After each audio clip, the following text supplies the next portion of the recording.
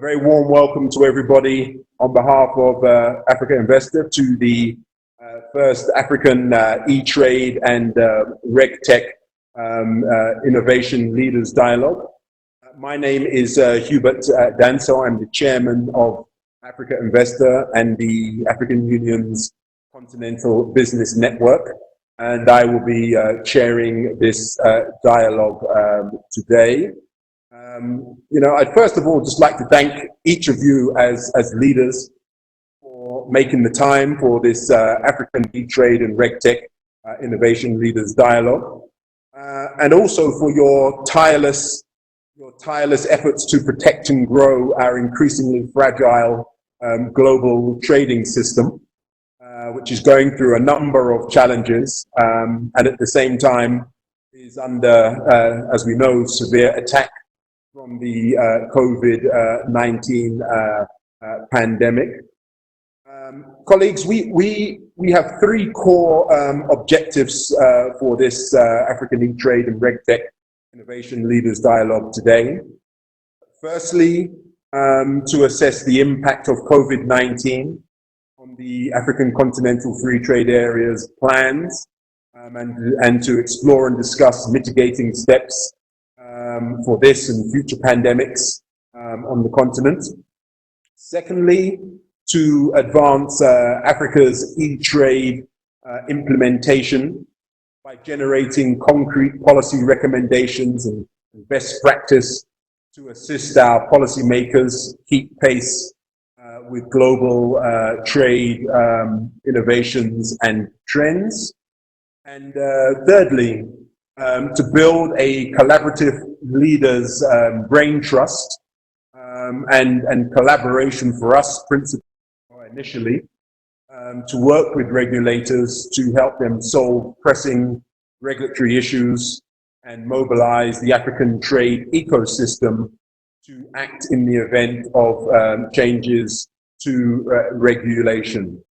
As we know, COVID-19 has created an urgent need for the African private sector, especially small and medium-sized enterprises, to digitalize, to have a remote chance to compete in the post-COVID-19 contactless economy, where trade and customs distancing are mooted to become the new normal, whilst at the same time, our governments, African governments, will increasingly experience budget pressures and routinely be expected to increase procurement productivity and efficiencies amidst increasing trade demands.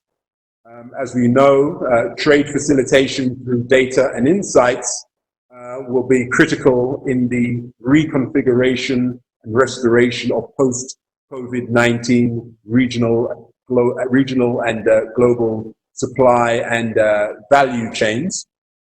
So really, I mean, just as by way of context, in order to support and boost intra-African e-trade and support the African Continental Free Trade Area, Africa Investor and Africa PLC, our e-trade platform, which enjoys the support of the African Union's Continental Business Network, the International Chamber of Commerce, John, a good friend and supporter, DHL, Henny and his excellent team, and Wamkele through the African Continental Free Trade Area Secretariat and the Chartered Institute of Purchasing and Supply.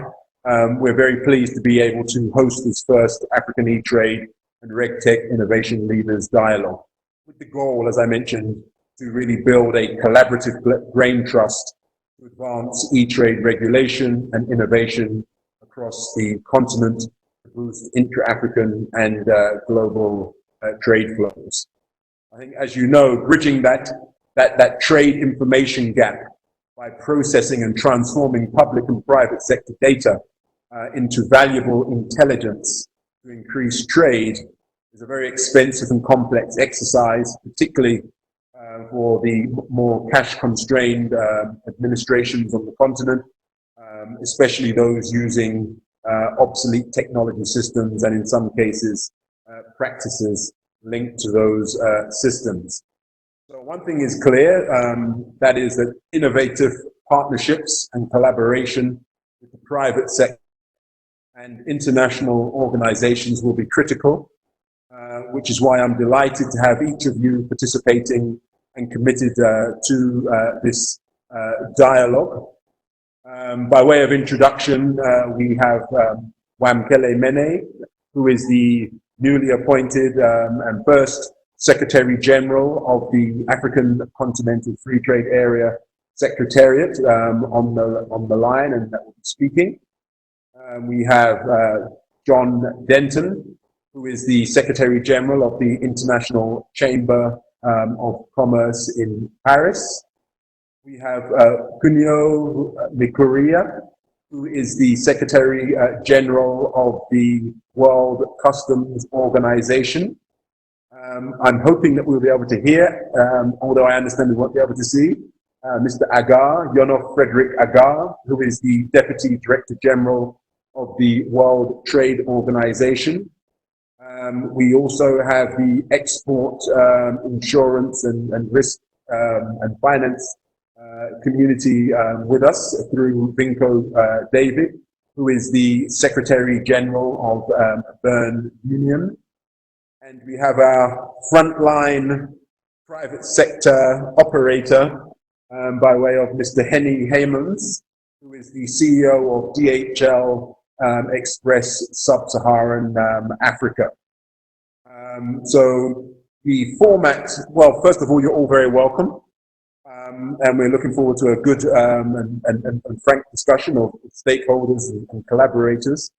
The format will essentially be that I will pose a question to each of you, and in some cases it may be a multi-faceted question, and I'll look for you to respond to that question.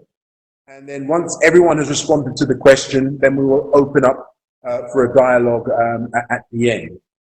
And hopefully that will give us an opportunity to generate some very specific recommendations to advance together and in support of the African Continental Free Trade Area.